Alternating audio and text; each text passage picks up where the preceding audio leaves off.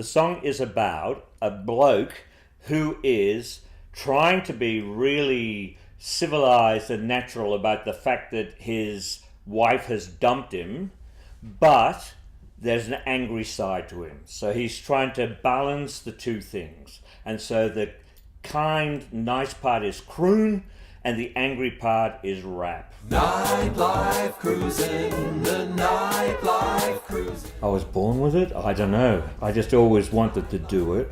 I'm from a family where my father was very, very good at writing, and he was a teacher. He became a teacher, but from an impoverished family with an alcoholic father that he had, who was a very, very hard worker, and then would go off and do all his drinking and boozing for a while and then come back and do more really hard work. My father said I take after his father.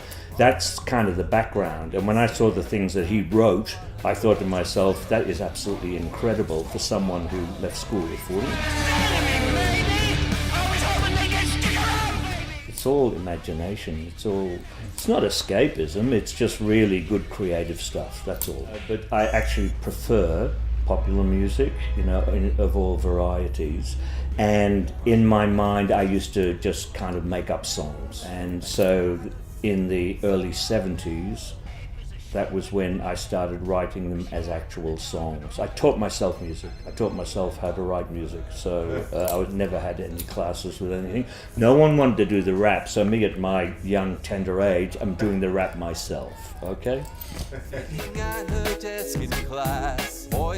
So when I wrote it, back in 71, it was about, goodness me, I could be sued by this, but I had a lady friend, a young girlfriend called April that was, just right across the, she was in the US and she was a pen friend.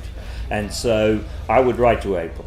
And then, of course, because I'm just crazy and I thought I'm going to go over to the US and I'm going to meet April and we're just going to fall in love. Anyway, then I get one of the letters from April. Guess what? I'm engaged. I'm going to get married. And I thought, fuck, no, you're not supposed to do that. You're supposed to wait for me to go over to the US and I'm going to be your lover, kind of thing. A Freudian ego and an id. So the Freudian ego and the id. So the ego is the cool guy that says, oh yeah, I'll croon about this. She's left me, but I can handle it. I've got wisdom, all this kind of thing. But then the id says, no, I want to fucking kill her. She shouldn't do that to me.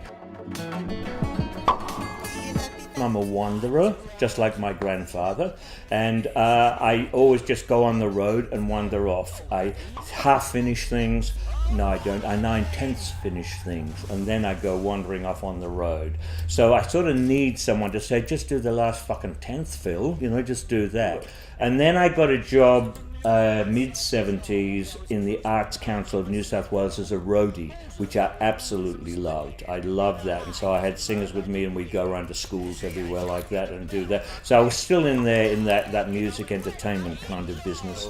So the Arts Council of New South Wales went broke, and so we were all retrenched. And then I met someone, and then I thought to myself, well, I really want to marry her. She really is the one for me. And so you get the things like the future mother-in-law saying something like, and what's your super? You sort of think, now what'll I do? And I thought, I'll get that song and send it to my son because he's in an Aussie hip-hop band. And then he says, no, you do it, Dad. You're in Crazy Town. You do it. You'll be able to do it there. And that's what I'm doing. That's the only reason there. And then all of a sudden, in 3 fucking days, I got you people, I got Dion the singer, and my flat sold. I contacted them and said, look, I'm taking my flat off the market, I'm coming back. And they said, sorry, we've got someone who wants to buy it and they don't want to wait 6 weeks. Can they buy it and move in 2 weeks' time?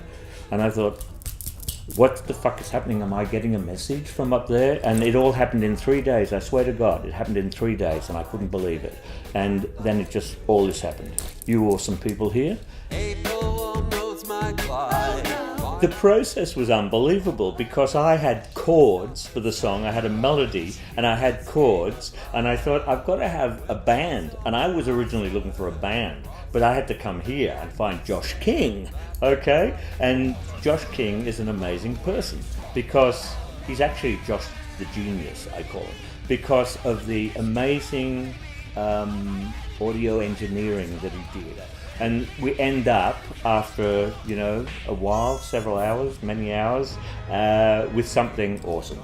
In my humble opinion, other people might think it's crap. I doubt it.